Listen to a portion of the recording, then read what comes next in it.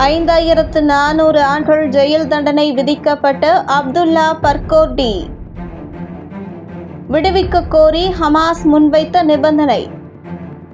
அதிர்ச்சியில் ஆக்கிரமிப்பு நிர்வாகம். ஹமாஸ் இயக்கத்தின் இராணுவ பிரிவான அல் கசாம் படையின் மேற்கு கரை கமாண்டராக இருந்தவர் அப்துல்லா பர்கோட்டி. இவருக்கு இஸ்ரேல் நீதிமன்றம் 67 ஆயுள் தண்டனை விதித்து உலகில் எந்த நாடும் வழங்காத தண்டனையை வழங்கியது.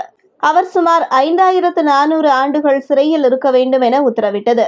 இதன் அர்த்தம் அவர் மரணிக்கும் வரை சிறையில் இருக்க வேண்டும். இப்படி ஒரு தண்டனை வழங்கும் அளவிற்கு அவர் எப்படி ஆக்கிரமிப்பு நிர்வாகத்தின் தூக்கத்தை கெடுத்தார் என்பதை பார்க்க வேண்டும்.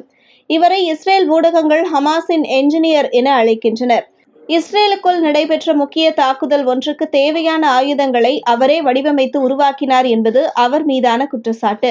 கடந்த 2003ஆம் ஆண்டு கைது செய்யப்பட்ட அவர் தொடர்ந்து 21 ஆண்டுகளாக இஸ்ரேல் சிறையில் அடைக்கப்பட்டுள்ளார். இஸ்ரேல் ராணுவ வீரர் கிலாட் சாலட் விடுதலையின் போதே அப்துல்லா பர்கோட்டியை விடுவிக்க வேண்டும் என ஹமாஸ் வலியுறுத்தியது. ஆனால் அதனை இஸ்ரேல் ஏற்கவில்லை. தற்போது ஹமாஸ் வழங்கிய பட்டியலில் அப்துல்லா பர்கோட்டியின் பெயர் இடம்பெற்றுள்ளது. இதனை பார்த்து ஆக்கிரமிப்பு நிர்வாகம் வாய் பிளந்துள்ளது. ஹமாஸ் பட்டியலில் அடுத்து உள்ளவர் வார்மன் பர்கோட்டி. இவர் மர்வான் பர்கோட்டியின் உறவினர். இஸ்ரேலியர்களுக்கு எதிரான தாக்குதலுக்கான 4 ஆயுள் தண்டனை மற்றும் கூடுதலாக 40 ஆண்டுகள் தண்டனை இவருக்கு வழங்கப்பட்டது. இவர் ஹமாஸ் இயக்கத்தைச் சேர்ந்தவர் அல்ல, மஹ்மூத் அப்பாஸின் பத்தா இயக்கத்தைச் சேர்ந்தவர்.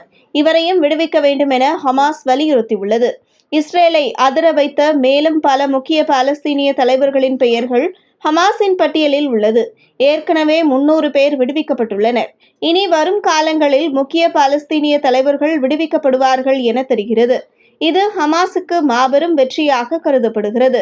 இந்த வீடியோவை உங்களுக்கு வழங்கியது www.aliaonlinestore.com. இந்த இணையதளத்தில் நீங்கள் ட்ரை ஃப்ரூட்ஸ், நட்ஸ், அதே மாதிரி குழந்தைகளுக்கு தேவையான டாய்ஸ் உள்ளிட்ட பல பொருட்களை நீங்கள் வாங்கிக்கலாம்.